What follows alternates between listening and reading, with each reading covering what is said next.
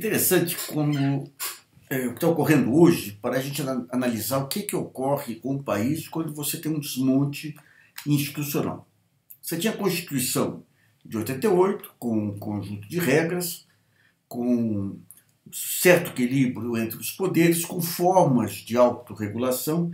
Eu lembro quando se comemoraram aí os 25 anos da Constituição, eu fiz uma entrevista com Michel Temer, que era considerado lá um dos constitucionalistas relevantes, Bleff, né?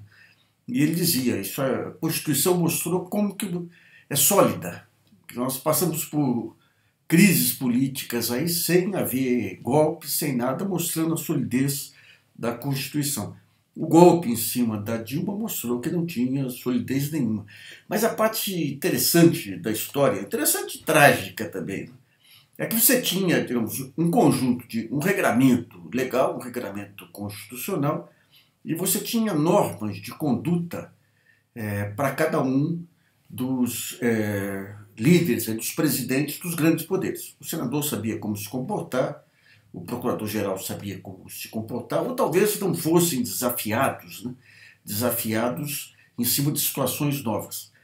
Quando vem o impeachment da Dilma, ali você já tinha um certo problema aí com a dificuldade da presidente de entender a força e as atribuições da presidência, né? Mas quando você vem o impeachment, vem o golpe, em cima do golpe, você tem uma nova situação, uma situação inédita, daí que você vê como que o Brasil é a fraqueza dos protagonistas dos diversos poderes. Quer dizer, não houve... Faltou estadista no executivo, mas você não tem no legislativo, você não tem mais no judiciário. Aliás, no legislativo você tinha os nordestinos, aí, o Sarney e o Renan, ainda que tinha essa visão mais institucional.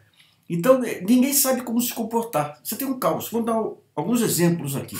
Você tem hoje uma disputa de protagonismo entre o procurador-geral e um procurador de primeira instância por conta da Lava Jato, o Dallagnol, e aqui o procurador-geral Rodrigo Janot. Quando começou a subversão lá atrás, a Lava Jato, vazamentos, protagonismo, vazamento para a mídia, todo aquele carnaval, se tivesse um procurador-geral que tivesse noção da institucionalidade do cargo, que tivesse a dimensão de estadista, ele chamaria o pessoal da Lava Jato, conversaria, imporia sua liderança, mostraria que teria que fazer as investigações, mas tem limites aí de não quebrar as empresas, de não acusar, não fazer esse carnaval na mídia, daria essa feição. Então você tem um procurador-geral que não consegue se impor sobre a categoria. Quer dizer, hoje você tem o Dallagnol indo, não é coisa inacreditável, é coisa de país, de republiqueta latino-americano. Um procurador que virou atração de Twitter, blogueiro Tim, segundo a Nina Lemos, que vem o procurador-geral, consegue recuperar o protagonismo com a JBS, então vem hoje o procurador de primeira instância, um conflito entre poderes, o procurador de primeira instância disse, não, tem que prender o Aécio. Vem cá, pessoal, com todo respeito, é a mesma coisa que fazer xixi na cabeça do Conselho Nacional do Ministério Público e na cabeça do Procurador-Geral. Se vocês não conseguem impor uma disciplina mínima sobre um sujeito deslumbrado como esse Dallagnol, para que existir? Deixa de lado. Não tem mais que ter essas instâncias, vai o poder puro mesmo, mas vai, critica-se tanto lá, Venezuela e tudo. Venezuela é aqui. Um outro ponto dessa incapacidade dos setores de saberem como se comportar. Vem essa notícia da Veja sobre a BIM investigando o Luiz Edson Fachin. Antes de confirmar se é verdade ou não, a presidente do Supremo Tribunal Federal, Carmen Lúcia, solta uma nota declarando guerra entre os poderes. Uma coisa inaudita. Se você tivesse realmente estadistas dos dois lados, também vai te convir também que tratar com o Temer não é fácil. Mas você teria o presidente do Supremo conversando com o presidente da República, em particular, evitando, pondo em pratos limpos o que estava acontecendo, evitando uma expansão da crise. E daí hoje ela solta uma outra nota dizendo que não se deve duvidar da palavra de um presidente que acabou de mentir nesse episódio do jatinho da JBS. Então, por onde você olha hoje, você tem um desmonte total. Então, digamos o seguinte, você tem agora evidências aí de crimes cometidos por Michel Temer no exercício do seu mandato. Não são pedaladas. As pedaladas serviram para tirar Dilma aí, e o crime que a Constituição prevê para a retirada de presidentes é o crime mesmo, propriamente dito, não é a questão contábil. Você tem hoje um quadro claro aí de crimes aí com grampos do presidente conversando com Loures sobre vantagens para a empresa A, B ou C aí. Então você tem um quadro claro. Mas tudo bem, tem que passar pelo Congresso.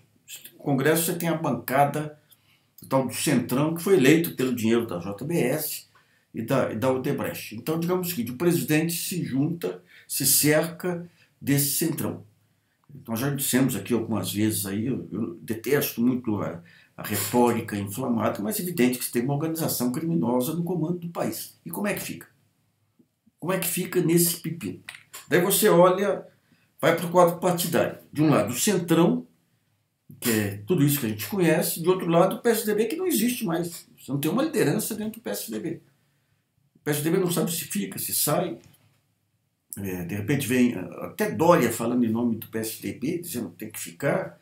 E daí, o pessoal que está no topo não estão pensando em nada na viabilidade política do partido nas próximas eleições. Cada qual quer garantir o seu naco. O nome do partido vai para o vinagre. Acaba agora de vez o PSDB. Os candidatos na ponta lá são sacrificados por quê? Porque você não tem o conceito de partido e não tem uma liderança. Que nem foi Covas em outros tempos, o próprio Montoro em outros tempos, o próprio Ulisses dentro do PMDB, capaz de estabelecer um mínimo de organicidade. Então, digamos, por onde você olha, você tem.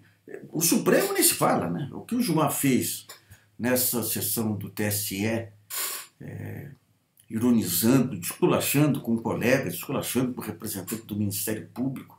Isso aí, nenhuma democracia civilizada, isso aí seria suportado.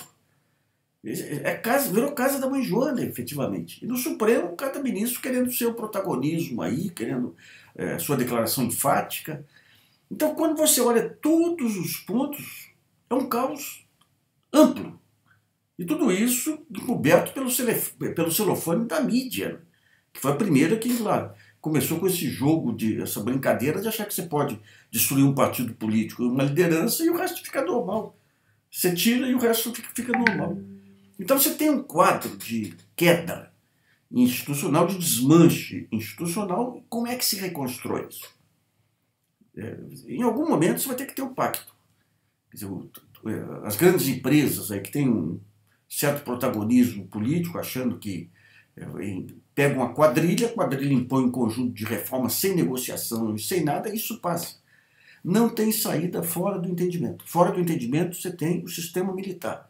Por mais que o general Vilas Boas aí seja um legalista, o caos, o vácuo civil vai acabar o pessoal batendo na porta dos militares. Então a única chance que você tem aí é uma reconstrução do pacto político. Se esse pacto vai ser na forma de uma constituinte nova, ou das próximas eleições, ou em cima de um nome que consiga reorganizar o centro, aí não se sabe. Mas sem a conversa, e daí quando você entra na conversa, você tem um personagem central que é o Lula. Essa tentativa da Lava Jato, essa perseguição implacável, gente, isso é vergonhoso. Seja Fernando Henrique, seja Serra, seja Aécio, seja o que estão fazendo aí de induzir a delação premiada, que é um instituto preciosíssimo para você apurar crimes e tudo, foi utilizado, avacalhado na primeira tentativa. Isso é questão de Brasil, é uma vergonha, o Barroso. A vergonha não é a empregada do seu amigo aí que não quis registro para conseguir Bolsa Família. É a maneira como um instituto moderno que vem para o Brasil é esculhambado em cima do poder arbitrário, partidário de um grupo que não tem controle. Então, por onde que virá esse ajuste, esse acordo? Virá em cima das próximas eleições? Se vier diretas hoje, aí você tem um racha, esse racha que permite que Bolsonaro cresça. Né? O Bolsonaro, pessoal, quando se fala em Trump, o Bolsonaro é o suprassumo aí da selvageria. Você tem coisas acontecendo. Aqui o Dória está desmanchando no ar aí, é evidente, é um homem de negócios aí, Era questão de tempo para começar a aparecer os negócios dele aí. Apareceu com esse secretário da Cultura manipulando licitação para favorecer a Ambev, aparece naquela questão dos remédios quase vencidos aí, que os laboratórios se livram do custo de incineração do remédio e ganham um incentivo fiscal, um subsídio fiscal. É um caos. O PT tentando se reconstruir agora também, mas pega o PT. O PT você tem o único centro aí de pensamento dinâmico que você tem nos partidos políticos, a Fundação Perseu Abramo. Até algum tempo atrás eu não conseguia entrar no PT porque seria abrir espaço aí para o pessoal que podia competir com a executiva. Então é um desarranjo que vai ter que ter a freada de arrumação. Eu confesso que eu não sei se a freada seria a constituinte, seria... O primeiro passo de um pacto é começar a conversar. Esquecer essa radicalização artificial que foi criada pela mídia esse tempo todo de chavistas e esqueçam isso aí e tem que começar a conversar. As lideranças empresariais mais racionais aí tem que pegar as lideranças de esquerda mais racionais e tentar de alguma maneira recompor esse centro. Hoje a exaustão que tem, eu vi no evento aí cultural aí cheio de músicos e tudo, todos eles falam, mas bicho, que gente, mas bicho, como é que pode esse pessoal que está controlando o poder aí ter? É uma quadrilha, efetivamente. Então é uma questão de sobrevivência institucional da sociedade civil começar a sentar os setores responsáveis e tentar de alguma maneira reconstruir esse centro aí que acabou sendo substituído pelo centrão. Ficamos por aqui então.